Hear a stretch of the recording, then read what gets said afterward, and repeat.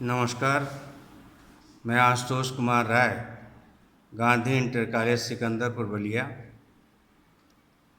रसायन विज्ञान का क्लास कल जहाँ तक बताए क्रिस्टल जालक, इकाई सेल, जालक बिंदु और क्रिस्टल जालक कितने प्रकार के हो सकते हैं। तो 7 प्रकार के क्रिस्टल जालक बताए, उनके पैरामीटर भी बताए। उन 7 प्रकार के क्रिस्टल जालकों में घन क्रिस्टल जालक मुख्य है। उन्हीं घन क्रिस्टल जालक के बारे में हम आगे पढ़ेंगे। तो नोट करें, घन क्रिस्टल जालक।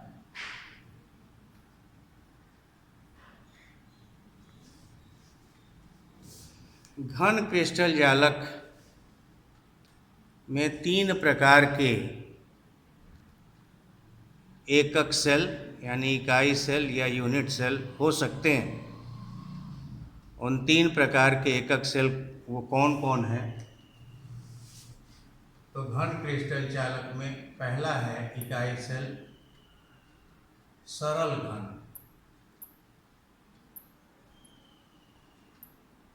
सरल घन यानी सिंपल क्यूबिक। सरल घन इकाई सेल में परमाणु कहाँ कहाँ होते हैं? तो सरल घन यह सरल घन की संरचना है।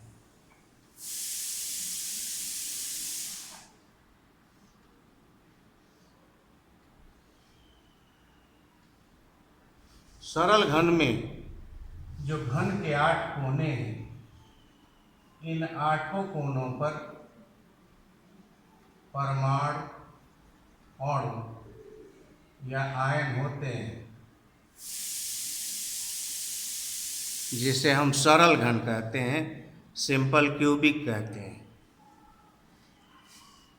दूसरा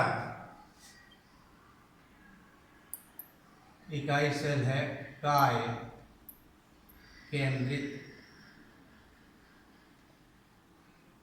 घन, जिसे कहते हैं इसमें बॉडी सेंटर्ड क्यूबिक। इसे BCC कहते हैं। सरल घन को शॉर्ट में SC कहते हैं, सिंपल क्यूबिक। काय केंद्रित घन में परमाणु कहाँ होते हैं? तो घन के 8 कोनों पर तथा एक परमाणु घन के सेंटर में होता है, केंद्र में होता है। तो BCC में ध्यान रखें कि परमाणु घन के 8 कोनों पर होते हैं और एक घन के केंद्र में होता है।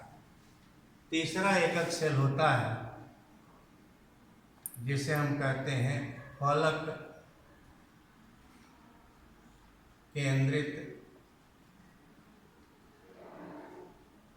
घन। इंग्लिश में कहते हैं फेस सेंटर्ड क्यूबिक, और शॉर्ट में लिखते हैं FCC, face centred cubic. FCC इकाई सेल में परमाणु अणु या आयन कहाँ होते हैं वो ध्यान से सुने। तो घन के 8 कोनों पर होते हैं और इस घन के 6 फलक होते हैं। 6 फलक के केंद्र में होते हैं।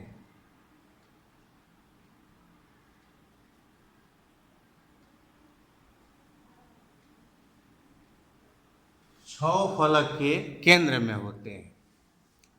तो ये क्लियर हो गया कि सरल घन संरचना के एकक सेल में परमाणु घन के 8 कोनों पर होते हैं बीसीसी संरचना में घन के 8 कोनों पर तथा एक घन के केंद्र में होता है। एफसीसी संरचना में 8 कोनों पर तथा 6 फलक के केंद्र में होता है। अब ज्ञात करें कि इन एकक सेल में परमाणुओं की कुल कितनी संख्या होगी।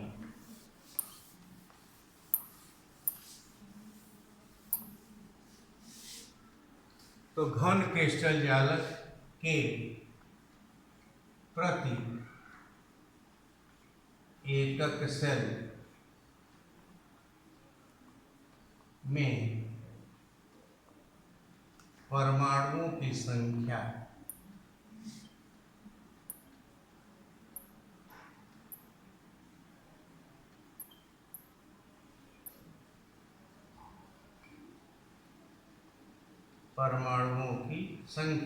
जिसे Z से प्रदर्शित करते हैं। यह एकक सेल में परमाणुओं की संख्या ज्ञात करने से पहले एक जानकारी आवश्यक है। पहली जानकारी यह कि जो 8 कोनों पर परमाणु होते हैं घन के, तो घन के कोनों पर उपस्थित परमाणु का अपने एकक सेल में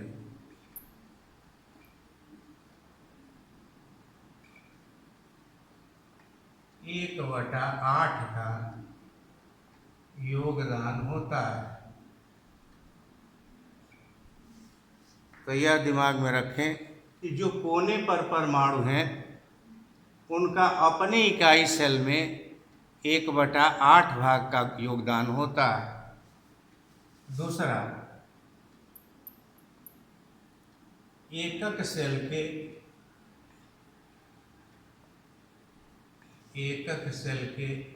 केंद्र में उपस्थित परमाणु का अपने एकक सेल में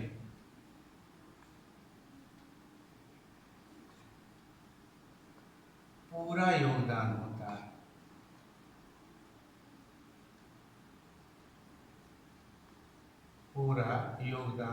है। तो जो केंद्र में होगा उसका अपने इकाई सेल में पूरा योगदान होगा, उसको 1 जोड़ा जाएगा। और तीसरा, फलक के केंद्र पर स्थित परमाणु का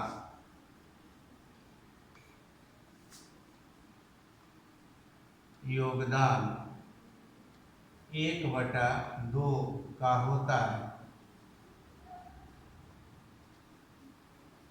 यानी जो फलक के सेंटर में होंगे उनका अपने इकाई सेल में 1/2 भाग का योगदान होता है। ये जानकारी हो जाने पर हम तीनों प्रकार के एकक सेल में परमाणुओं की संख्या Z का निर्धारण कर सकते हैं। जैसे A सरल घन, तो सरल घन में परमाणु केवल 8 कोनों पर होते हैं। तो सरल घन में परमाणुओं की संख्या